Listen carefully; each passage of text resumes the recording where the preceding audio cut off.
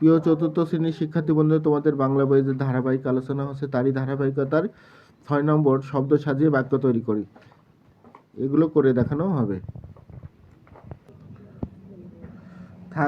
থাকতো বাসায় মা বাবা সবসময় না, মা বাবা সবসময় বাসায় থাকতো না। মারামারি করতো বাচ্চারা, সাজিয়ে লিখলে হবে সিলের বাচ্চারা মারামারি করতো।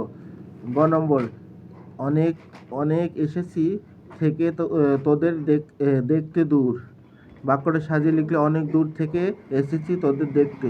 লাভ পড়লো মধ্য বিড়াল পুকুরের দিয়ে। বাক্যটা সাজিলে বিড়াল পুকুরের মধ্য দিয়ে লাভ দিয়ে পড়লো। কে চিনতে পারছো তুমি আমাকে? তাহলে সাজিয়ে লিখলে হবে তুমি কি আমাকে চিনতে পারছো? ধন্যবাদ সকলকে।